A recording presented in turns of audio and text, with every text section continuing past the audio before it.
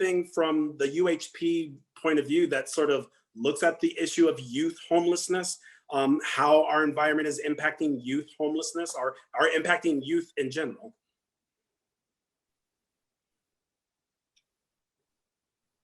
Take off mute. Jesse is, there you go.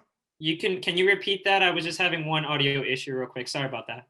Yeah, I was just asking from UHP's point of view, is there sort of additional information you would like to share about youth, both youth homelessness as well as how homelessness is impacting our youth from the lens of UHP?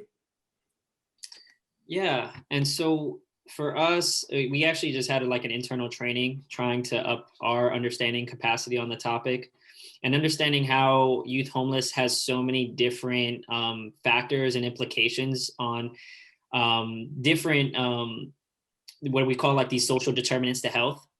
So youth homelessness can impact community cohesion and the ability to be civically engaged, especially when in resulting from eviction. As Audrey was saying, a lot of times it's that eviction as a catalyst.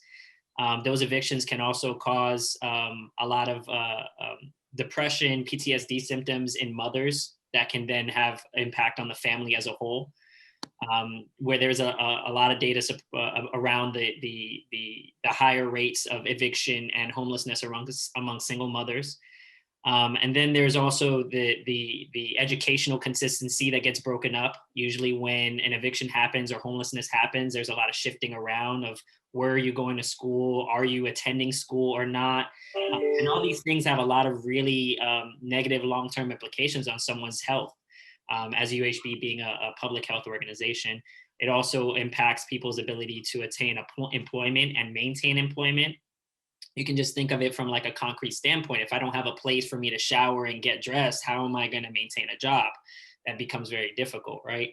Right. Or those services are difficult or lacking. And then you talk about in South Florida, where the public transportation system is very it's always challenging, right? For lack of a better word, right? I'm trying not to go too aggressive on that. I ride public transit a lot, and I would love to see improvements of it.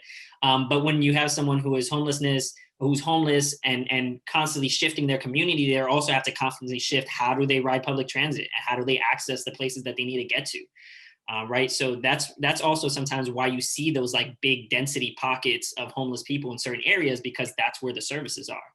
You see it in Overtown and that greater Miami area. You also see it in downtown Fort Lauderdale. Daniel, I'm sure there's probably a similar dynamic in Palm Beach.